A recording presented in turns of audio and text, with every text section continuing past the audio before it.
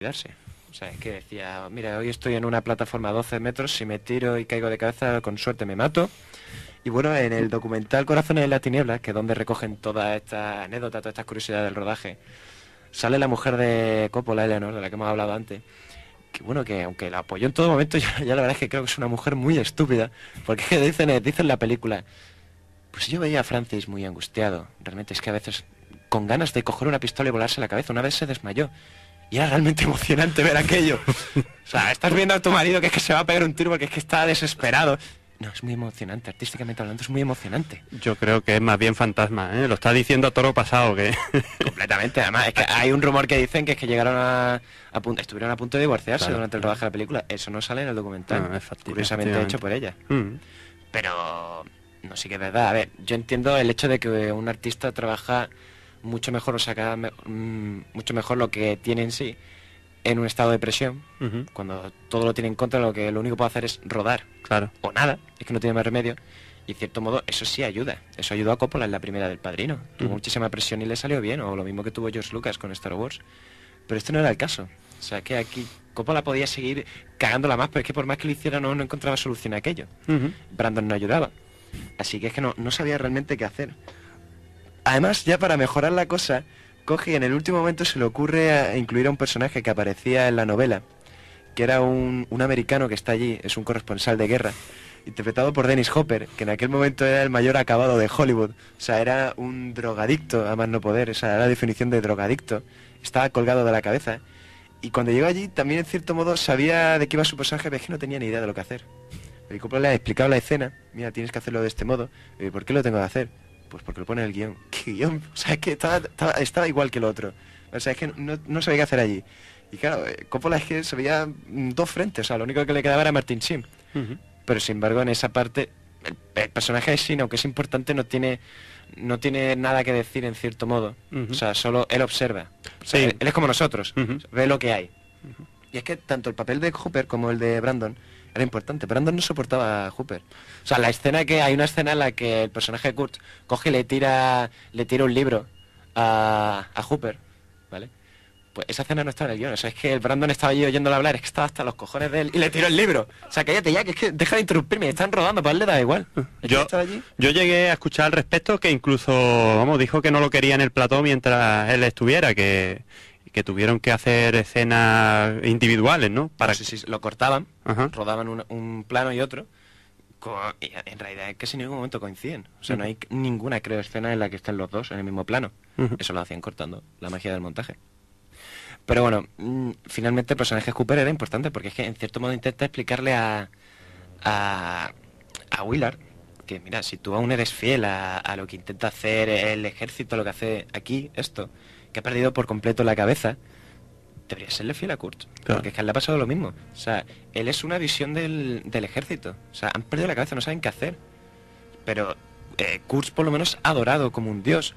De cierto modo, ya se asemeja un poco más a lo de los franceses. O sea, él ya lucha por una razón, por sentirse superior, por ser un dios, que es lo que había sido toda su vida, un miembro de las fuerzas especiales condecorado. Sí, el primero de su promoción, siempre. Todo, siempre había sido el más, era el máster.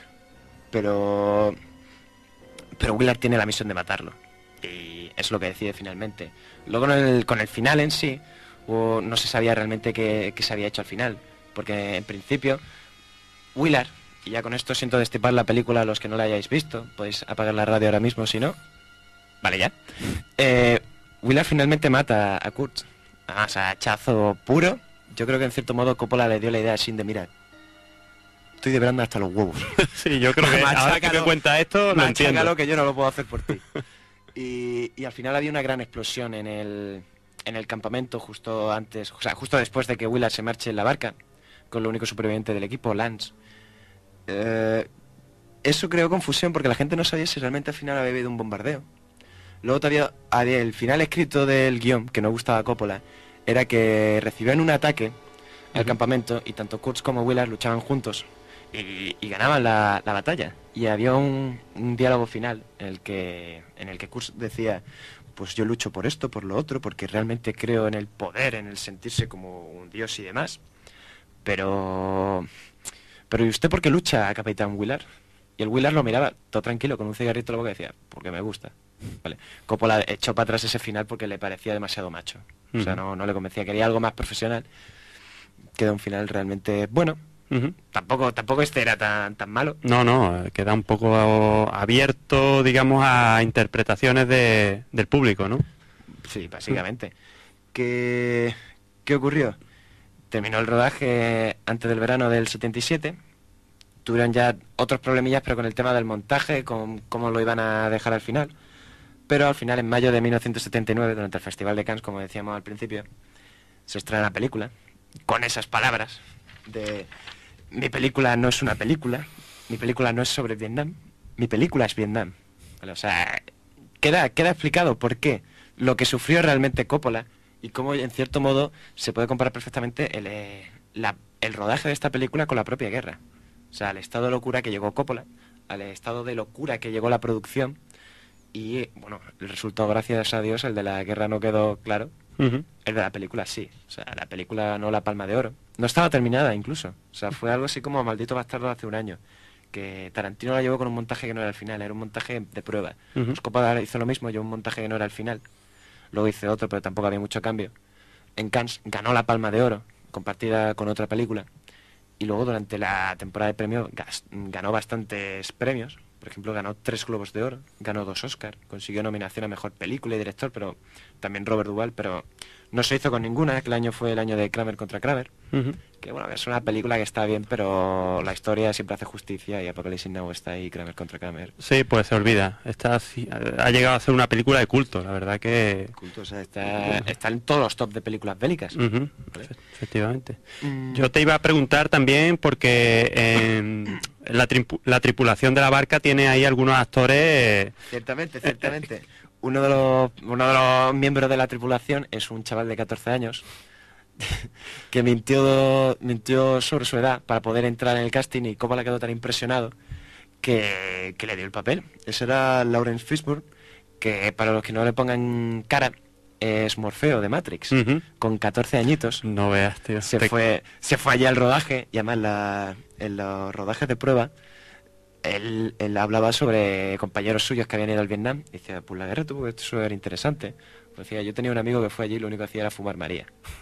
Fumar María y no hacía otra cosa. La verdad que queda curioso verlo, ¿eh? Y lo hace muy bien, ¿eh? También. Bueno, sí. No, la tripulación en sí... Coppola les pedía que improvisara, que siguieran el guión, pero en cierto modo improvisaran, que cuando tenían las reacciones que fueran suyas, que se metieran en el papel. Eso es ser actor del método, y eso es lo que le pedía a Coppola. Sí, por ejemplo, el surfero, que empieza como un tío un poco así, que no sabe de qué va aquello, y termina colocado directamente. La verdad que... Y después el chef. El chef. El papel del chef que en cierto modo iba también un poco a su bola. Todos van a su bola. El único a lo mejor que no es el que interpretaba Arbel Holt, el papel del capitán. El capitán, exactamente. Del barco, que él manda en el barco, él lo tiene claro, él sabe cómo hacer las cosas. Y en cierto modo cada personaje es una personalidad típica de los americanos de aquella época. El joven que no sabe qué hace, el primer joven, a lo mejor blanco pijo, que cuando llega allí se engancha a las drogas. El típico americano que no tiene un trabajo claro y ha ido allí porque es que no tenía otra cosa que hacer. A lo mejor el que no tenía nada en Estados Unidos y realmente se siente identificado con el ejército porque por fin es alguien. Y eso se refleja en la tripulación de Willard, ¿vale? Y eso en cierto modo está muy bien. Luego también otra de las muchas cosas que se metió en la película fueron sucesos, y por eso a lo mejor se compara un poco con la Odisea de Homero. Cosas como cuando llegan a un concierto en mitad de la jungla, hay un concierto con chicas Playboy, con drogas, con alcohol, todo el mundo pasándoselo de miedo. Luego han hecho muchas coñas de esta escena, sobre todo los Simpsons, ¿vale? Que se tienen que acabar yendo el helicóptero con tíos ahí colgados aún en las aletas del helicóptero. Y eso lo contaban, que es que la guerra del Vietnam había sido la primera guerra psicodélica de la historia.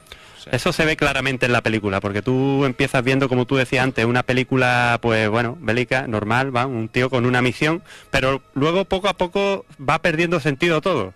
Desde el ataque en helicóptero, sobre todo hay una frase de él, de Chin, que lo define todo, es ¿quién está al mando? Siempre pregunta eso y ya hay un momento en que nadie le dice quién está al mando, o se ríen de él, o no lo tienen claro. Entonces ahí te das cuenta tú del descontrol que empieza a hacer la guerra, ¿no? Sí, porque a lo mejor la diferencia mejor con la guerra de Vietnam, con la guerra de la Segunda Guerra Mundial o otra guerra anterior es que a lo mejor otras podían ser más tipo cruzada, el bien contra el mal, no. La guerra del Vietnam era un sinsentido.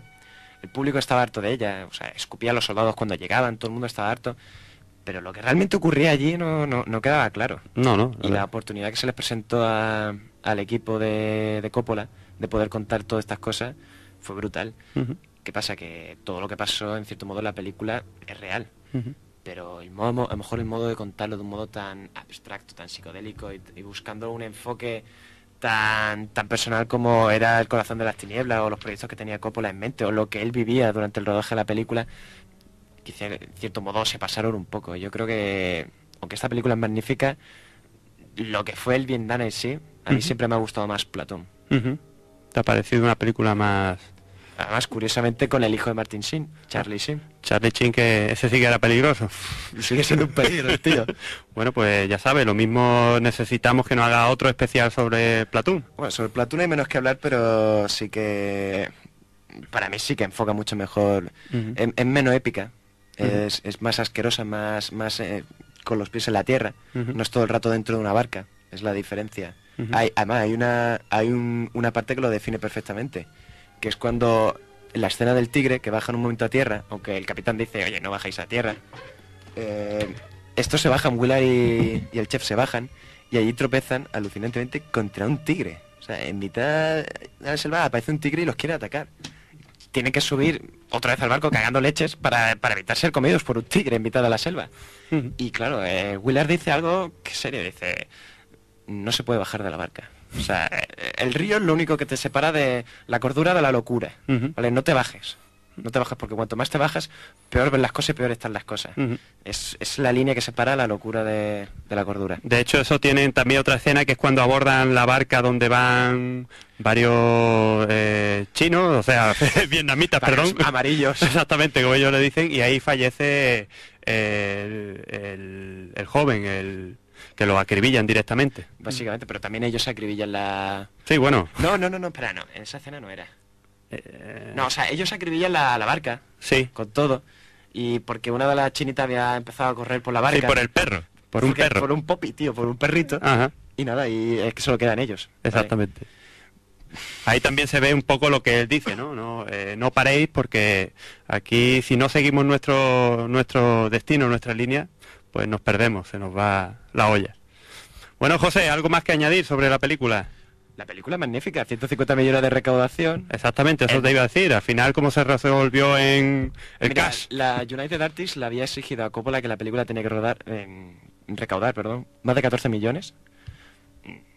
Recaudó 150. O sea, yo creo que Entonces, se superó en creces. Además, luego también recibió todos los premios y fue muy bien recibida tanto por crítica como público. Entonces fue para él, para Coppola, un negocio redondo al final, ¿no? Fue un éxito. No llegó a la magnitud a lo mejor de las dos primeras partes del Padrino. Ujú. Pero sí que Apocalypse Now es una película de culto, está en todos los top, como decía antes, de películas bélicas.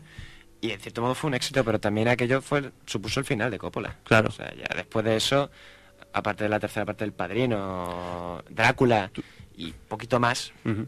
¿Tú crees que un poco, en parte por esto, por esta experiencia, que él dijo, bueno, pues me lo voy a tomar con más tranquilidad y voy a hacer cosas mucho más fáciles o más comerciales? O... Yo creo que sí, yo creo que Coppola dijo, mira, hombre, llegó un punto que es que tenía que hacer películas para vivir, Ujú. ¿vale? Y por ejemplo, hay unas cuantas películas dirigidas por él en las que no aparece su nombre, aparece Francis Ford.